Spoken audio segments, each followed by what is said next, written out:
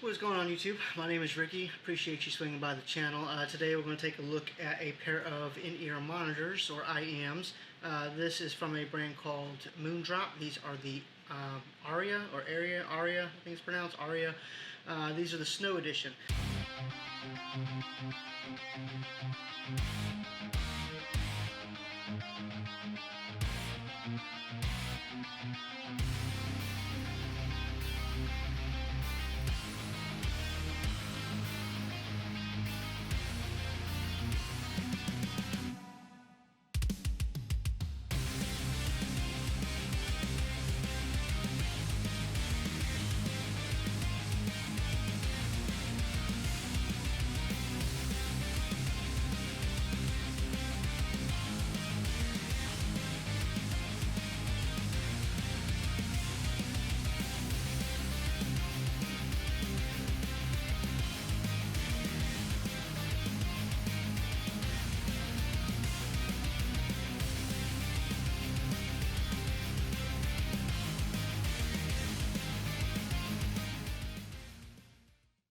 So this version basically is a second version to the original Aria, and I'll get to that in just a second. But this version has a slightly different tuning than the original Aria, with a more balanced sound, has a little bit less bass, and is a little bit less dynamic. Features what they call a diamond-like carbon composite diaphragm. Okay. So basically, this was a revision done because when they came out with the original Arias, they had some feedback from a lot of people that said that it sounded a little bit unlike the normal Moondrop sound. They didn't really care for it.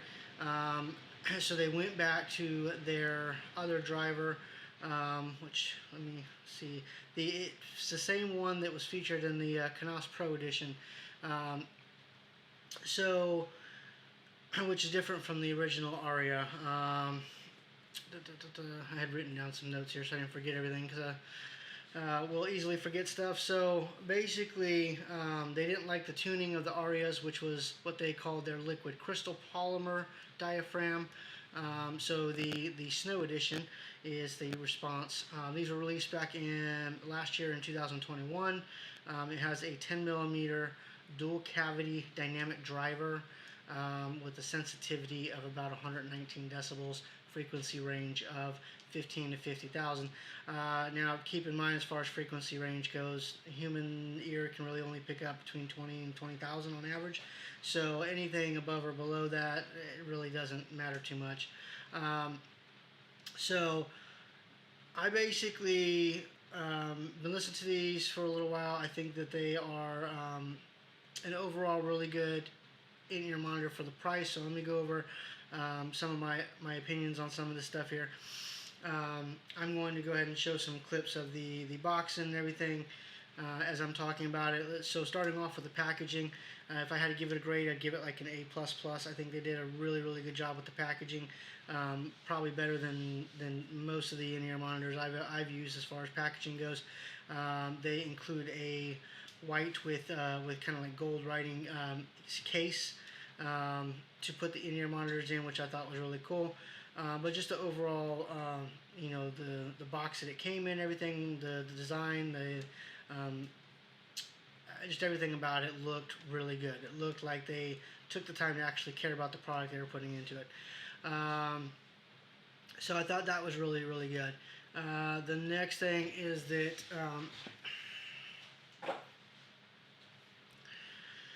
so the packaging is really good. So inside the packaging, of course, you've got a bunch of papers with like warranty cards, product information, all that kind of stuff. It also has 6 pairs of ear tips. The cable that it comes with is a 2-pin cable, which is pretty decent. It's nothing spectacular, but it is a pretty decent cable. I've definitely seen much worse. So now, one thing I will say, going back to the tips, I use the Comply tips that you can find on Amazon.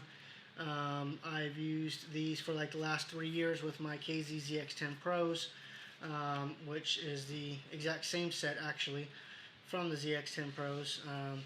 Well, I put new ones on here, but the same style. So that I actually have a couple pairs of the KZs, so I can buy one pack and it comes with 3 pairs, and it fits on both the Moondrop and the KZ. So that's kind of nice. I like the foam tips versus the ones that come standard with the KZs or even these Moondrops. Um, and I wanted to do a comparison between these and my ZX10s, and also a pair of ZASs that I ordered from KZ as well. And I felt like making it a comparison to make it fair. I wanted to put the same tips on, so that the KZ10s didn't really have an unfair advantage. So just kind of something to think about. These, you can get a pack of them for like, I don't know, 14, 15 bucks or something like that on Amazon for 3 pairs. I think that it's definitely worth it. The foam tips will actually help to create a better seal around your ear, just making things a little bit better. So anyways, that was just kind of a little side tangent there. But so I think that as far as the packaging and everything, like I said, A++. Did a great job with the packaging. Everything looks good. The in-ear monitor itself looks really good. Even the monitor itself, they put the little snowflake on the outside. Everything about it just looks nice and solid. Looks well built. Comfort, they are very comfortable compared to, let's say my ZX10 Pros. I think I put those away. But even like the ZASs here, which I will have a video on these, you can see that they are much smaller. So fitting inside the ear, it just is a little bit more comfortable. Although the ZASs are not uncomfortable, they actually are pretty good, better than the ZX10s in my opinion, as far as comfort. But yeah, these are just they're comfortable to wear. I was sitting with them in the other day and pretty much had forgotten that they were. I kind of stopped feeling them. They were there, but not noticeable. So pretty comfortable. Let's see. As far as the sound goes, which is obviously the most important part of the in-ear monitors, like I mentioned in the beginning of the video, they decided to change the driver setup back to the original Moondrop style, because people didn't really care for the original Aria sound profile. With that being said, this is a bit more of a I guess we'll call it like a reference style sound to it. In other words, it's going to be a little bit more flat.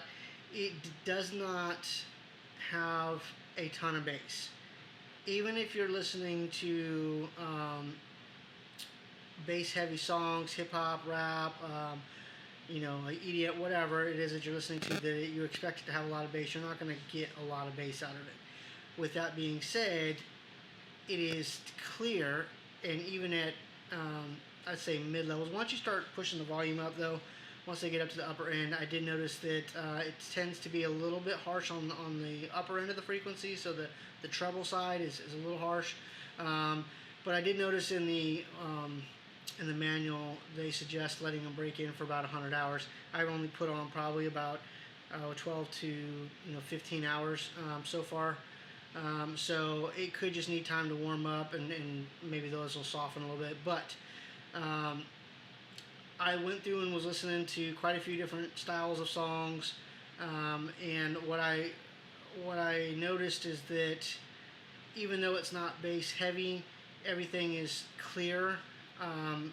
So as somebody who plays multiple instruments, guitar, acoustic, electric, I play bass guitar, I play, occasionally will play keyboard. I want to be able to hear all the different individual instruments within the mix, at least the ones that I choose to put in at any given time. And just listening through songs, you can hear a really good separation of instruments. For instance, the live version of Hotel California is a really good song to use as an example of that, because you can zone in on each of the individual guitars, but if you're listening for the bass, you can definitely single out all the bass notes. You can hear the bass lines perfectly fine. They're just not thumping in your ears. It's not, like very strong, but if you're looking for it, you can find it, which is good. I actually prefer for my in-ear monitors to not be overwhelming in the bass end, and to have just a good overall separation of instruments and frequencies and stuff like that, so that it makes it easier to find what you're looking for. So I think that's how in-ear monitors should be. Now, if you're looking to buy these as just a set of headphones, or maybe you want to use them for, gaming or whatever, or just casual listening to, just understand that these aren't going to be the most bass-heavy earphones. So if that's what you're looking for, these may not be for you. However, if you are looking for a good overall sound in an in-ear monitor, I think these actually sound really good. I think they look really good. Their build seems to be pretty good. So all in all, I think they are a really good overall set of in-ear monitors, and they come in at about $80. And so for what you get with them, the packaging, the case that it comes with, just everything in general, I think they are a pretty good set of in-ear monitors. So if you have used these before, leave a comment down. What do you think of them? Let me know if there's something else out there that you prefer. If you think I should take a look at and listen to. You got any questions, let me know. Feel free to comment down there. If you found the video to be useful at all, please hit the like button. Share it if you feel like somebody could use it. Consider subscribing. It would greatly help me out a lot. Appreciate you guys. Have a good one. What do we need them to do? Hit that notification bell, smash the like button, and subscribe to the channel.